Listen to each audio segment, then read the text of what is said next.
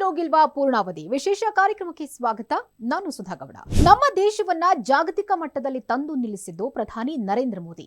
ಹೆಚ್ಚು ಕಡಿಮೆ ತಮ್ಮ 10 ವರ್ಷದ ಆಡಳಿತದಲ್ಲಿ ಅಭಿವೃದ್ಧಿಯ ಪಥದತ್ತ ಕೊಂಡೊಯ್ದ ಕೀರ್ತಿ ಮೋದಿಯವರಿಗೆ ಸಲ್ಲಬೇಕು. 2014 ಮೇ 26ರಂದು ಕೇಂದ್ರದಲ್ಲಿ ಅಧಿಕಾರಕ್ಕೆ ಬಂದ ಮೋದಿಯವರ ಸರ್ಕಾರ ಭಾರತದ ಸಾಮಾಜಿಕ ಹಾಗೂ ರಾಜಕೀಯ ಕ್ಷೇತ್ರಗಳಲ್ಲಿ ಹಲವಾರು ಬದಲಾವಣೆಗಳನ್ನು ತಂದಿದೆ. ಹಣಕಾಸು, ಮೂಲಸೌಕರ್ಯ, ಆರೋಗ್ಯ, ರಕ್ಷಣೆ, ರೈಲು, ಜಲಸಂಪರ್ಕ, ರಸ್ತೆ, ಇಂಧನ, ಬಾಹ್ಯಾಕಾಶ ಹೀಗೆ ಹಲವು ಕ್ಷೇತ್ರಗಳಲ್ಲಿ ಕ್ರಾಂತಿಕಾರಿ ಬದಲಾವಣೆಗಳನ್ನು ತಂದಿದ್ದಾರೆ. ಇಷ್ಟು ಮಾತ್ರವಲ್ಲ, ಪ್ರಧಾನಿ ನರೇಂದ್ರ ಮೋದಿಯವರು ಕಾಲಕ್ಕೆ ವಿನೂತನ ಯೋಜನೆಗಳನ್ನು ತರೋದರ ಮೂಲಕ ಭಾರತದ ಭವ್ಯ ಭವಿಷ್ಯಕ್ಕೆ ನಾಂದಿ ಹಾಡಿದ್ದಾರೆ.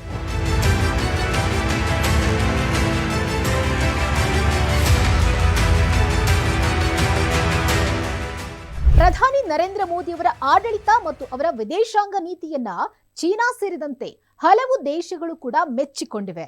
ಇಂತಹ ಮಹಾನ್ ನಾಯಕ ಹ್ಯಾಟ್ರಿಕ್ ಗೆಲುವಿಗೆ ಮುನ್ನುಗ್ತಿದ್ದಾರೆ. ಈ ಬಾರಿಯ ಲೋಕಸಭೆ ಚುನಾವಣೆಯಲ್ಲಿ ಬಿಜೆಪಿ ನೇತೃತ್ವದ ಎನ್ಡಿಎ ಭರ್ಜರಿ ಬಹುಮತ ಪಡೆದು ಮತ್ತೆ ಅಧಿಕಾರಕ್ಕೆ ಬರಲಿದೆ ಎಂದು ಸಮೀಕ್ಷೆಗಳು ಹೇಳ್ತಿವೆ. ಇಂಡಿಯಾ ಟುಡೇ ವಾಹಿನಿಯ ಮೂಡ್ ಆಫ್ ದಿ ನೇಷನ್ ಸಮೀಕ್ಷೆ ಪ್ರಕಾರ ಎನ್ಡಿಎ ಮೈತ್ರಿಕೂಟವು 335 ಸ್ಥಾನಗಳನ್ನ ಪಡೆದುಕೊಳ್ಳಲಿದೆ ಅಂತ ಹೇಳಲಾಗ್ತಿದೆ. ಈ ಮೂಲಕ ನರೇಂದ್ರ ಮೋದಿ ಸರ್ಕಾರ ಮತ್ತೆ ಅಧಿಕಾರಕ್ಕೆ ಬರಲಿದೆ ಅಂತಲೂ ಹೇಳಲಾಗ್ತಿದೆ.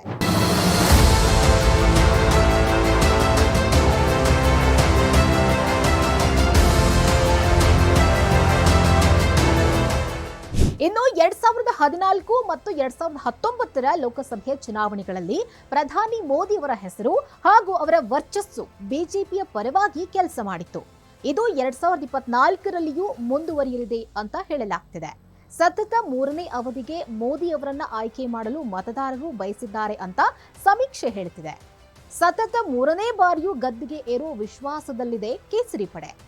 ಮತ್ತೊಮ್ಮೆ ಬಿಜೆಪಿಯಿಂದ ಮೋದಿ ದೇಶದ ದೊರೆಯಾಗೋದು ಪಕ್ಕಾ ಎನ್ನಲಾಗ್ತಿದೆ. ಆದರೆ ಮೋದಿ ಪೂರ್ಣಾವಧಿ ಮುಗಿಸೋದು ಡೌಟ್ ಕೂಡ ಅಂತಲೂ ಹೇಳಲಾಗ್ತಿದೆ. ಹಾಗಿದ್ರೆ ಮೋದಿ ಅವರ ಉತ್ತರಾಧಿಕಾರಿ ಯಾರು ಅನ್ನೋ ಚರ್ಚೆ ಶುರುವಾಗಿದೆ. ಇದೀಗ ಅದಕ್ಕೆ ಮೂಡ್ ಆಫ್ ನೇಷನ್ ಸರ್ವೆಯಲ್ಲಿ ಉತ್ತರ ಕೂಡ ಸಿಕ್ಕಿದೆ.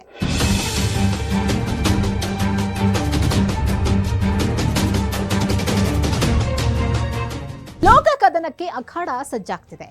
ಶೀಘ್ರದಲ್ಲೇ ಲೋಕಸಭಾ ಚುನಾವಣೆ ನಡೆಯಲಿದ್ದು ಮತ್ತೊಮ್ಮೆ ನಾವೇ ದೇಶ ಆಳುವುದು ಅಂತ ಕೇಸರಿ ಪಡೆ ವಿಶ್ವಾಸದಲ್ಲಿದ್ದಾರೆ.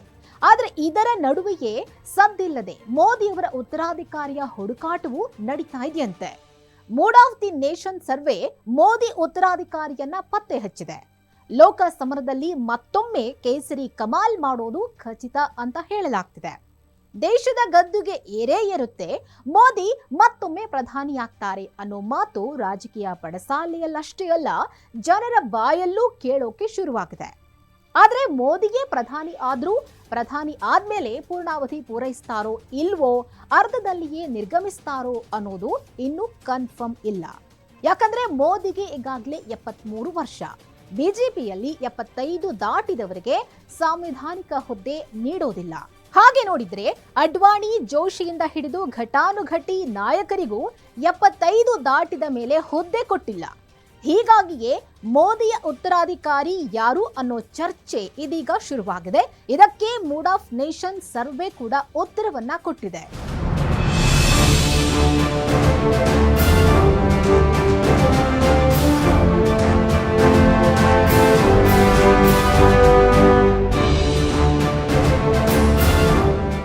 ಇನ್ನು 73 ವರ್ಷ ವಯಸ್ಸಿನ ನರೇಂದ್ರ ಮೋದಿಯವರು ಪೂರ್ಣಾವಧಿ ಹುದ್ದೆಯಲ್ಲಿ ಮುಂದುವರಿತಾರೆಯೇ ಅಥವಾ ಅದಕ್ಕೂ ಮೊದಲೇ ಹುದ್ದೆಯಿಂದ ನಿರ್ಗಮಿಸ್ತಾರೆಯೇ ಅನ್ನೋದು ಕುತೂಹಲ ಮೂಡಿಸಿರುವಂತಹ ಸಂಗತಿ. 75 ವರ್ಷ ದಾಟಿದ ನಾಯಕರಿಗೆ ಉನ್ನತ ಹುದ್ದೆ ಅಥವಾ ಸಚಿವ ಸ್ಥಾನ ನೀಡಬಾರದು ಎಂಬ ನಿಯಮವನ್ನ ಬಿಜೆಪಿ ಅಳವಡಿಸಿಕೊಂಡಿದೆ. ಇದೇ ಕಾರಣಕ್ಕೆ ಏನೋ ಅನೇಕ ಹಿರಿಯ ನಾಯಕರಿಗೆ ಟಿಕೆಟ್ ಕೂಡ ನೀಡಿರಲಿಲ್ಲ. ಇದು ಪ್ರಧಾನಿ ಮೋದಿಯವರಿಗೂ ಅನ್ವಯವಾಗಲಿದೆಯೇ ಅಥವಾ ಅವರಿಗೆ ವಿನಾಯಿತಿ ಇರಲಿದೆಯೇ ಎನ್ನುವುದನ್ನ ಕಾದು ನೋಡಬೇಕು.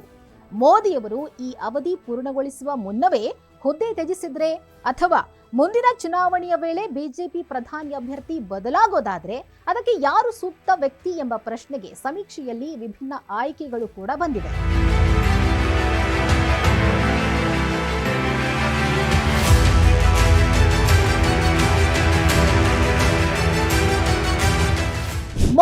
ಉತ್ತರಾಧಿಕಾರಿಯಾಗಿ ಜನರು ಯಾರನ್ನ ನೋಡಕ್ಕೆ ಬಯಸ್ತಿದ್ದಾರೆ ಅನ್ನೋದು ಮೂಡ್ ಆಫ್ ನೇಷನ್ ಸರ್ವೆಯ ಮೂಲಕ ಜನರ ಅಭಿಪ್ರಾಯವನ್ನ ಕಲೆ ಹಾಕಿದೆ.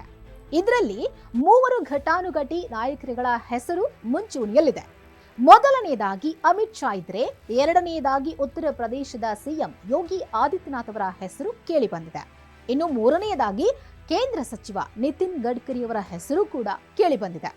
ಮೋದಿ ಉತ್ತರಾಧಿಕಾರಿಯ ಹುಡುಕಾಟಕ್ಕೆ ಮೂಡ್ ಆಫ್ ನೇಷನ್ ಸರ್ವೆಯಲ್ಲಿ 3 ಹೆಸರು ಮುಂಚೂಣಿಯಲ್ಲಿದೆ. ಆದರೆ ಈ 3ರಲ್ಲಿ ಯಾರಿಗೆ ಪಟ್ಟಾಭಿಷೇಕವಾಗುತ್ತೆ ಅನ್ನೋದನ್ನ ಮಾತ್ರ ಬಿಜೆಪಿ ಮತ್ತು ಆರ್ಎಸ್ಎಸ್ ತೀರ್ಮಾನ ಮಾಡಿದೆ.